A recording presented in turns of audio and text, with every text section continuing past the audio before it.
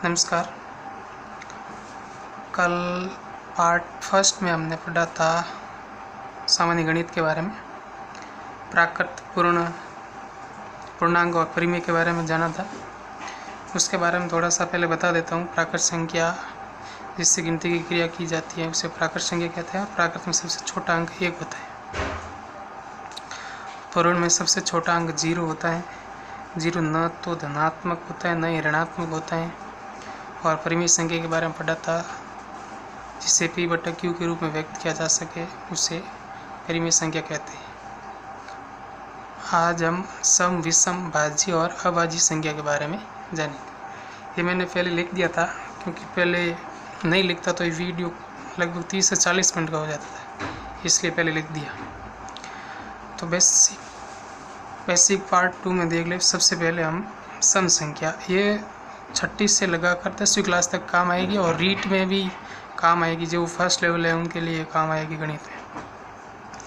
सम संख्या की है कि जिस संख्या का इकाई अंक 0, 2, 4, 6, 8 हो वो संख्या सम संख्या कहलाती है।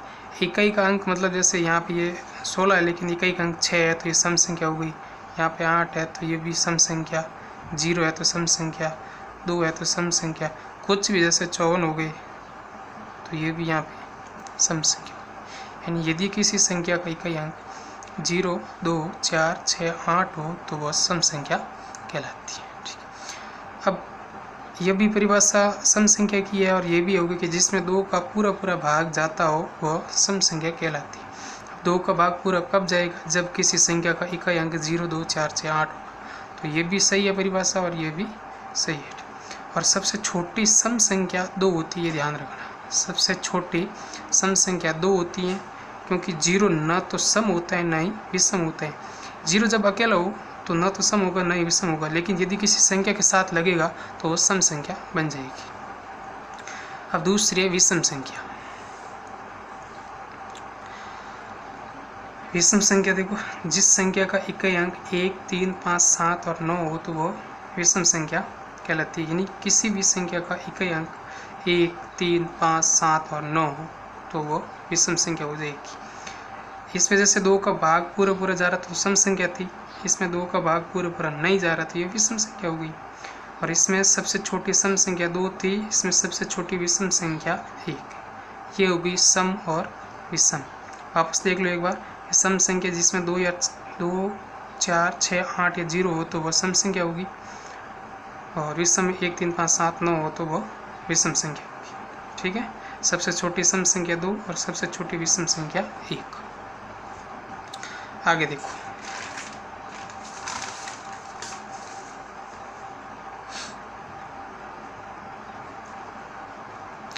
भाज्य संख्या।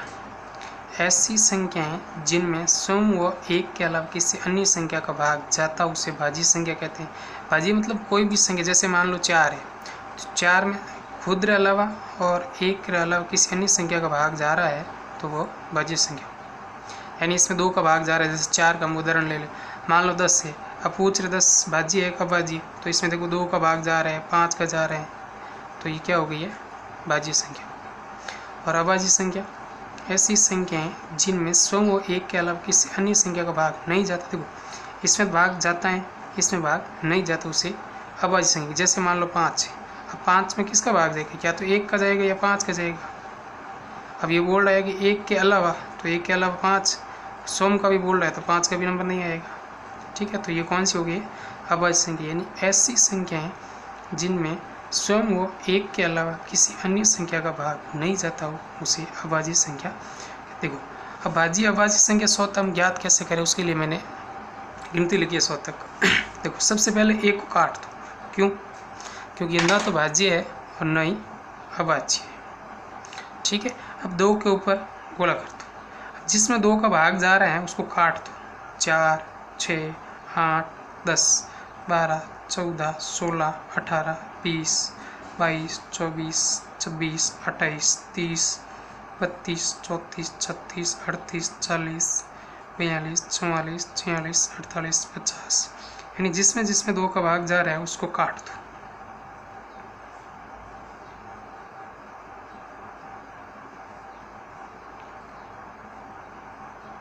82, 84, 86, 88, 90, 92, 94, 96, 98 और 100।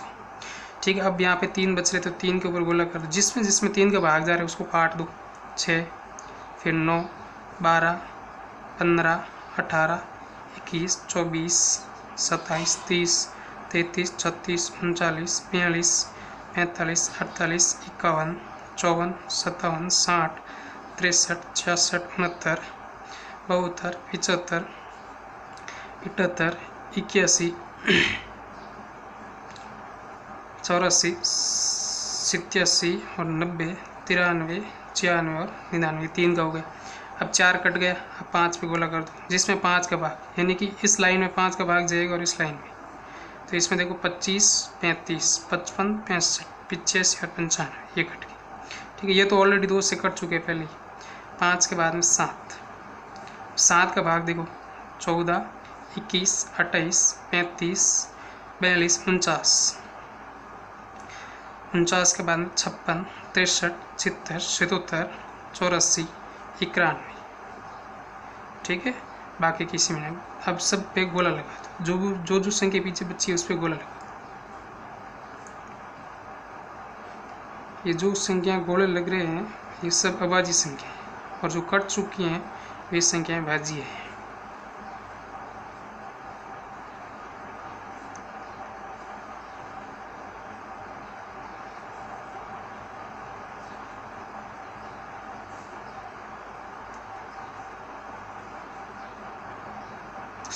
ये 11 से कट रहा था, 7 से कट रहा था।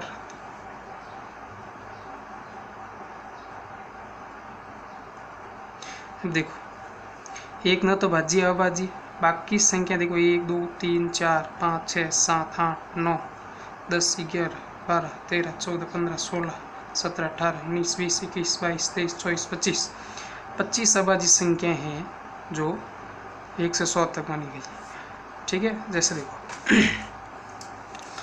अब एक ना तो भाज्य है और ना ही अभाज्य है। सबसे छोटी अभाज्य संख्या 2 है, एकमात्र सम अभाज्य संख्या भी 2 है। सबसे छोटी विषम संख्या 3 है, सबसे छोटी भाज्य संख्या 4 है। 1 से 4 तक 25 अभाज्य संख्या 2, 3, 5, 7, 11, 13, 17, 19, 23, 29, 31, 37, 41, 43, 43, 53, 54, 65, 66, 67, 78, 79, 80, 89, 97। 1 से 100 तक 74 भाज्य संख्याएं होती है। देखो, अभाज्य 25 होती हैं और भाज्य 74, तो एक है जो न भाज्य है न अभाज्य, टोटल 100 हो गई।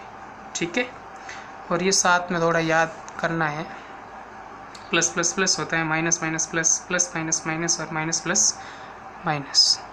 ठीक है।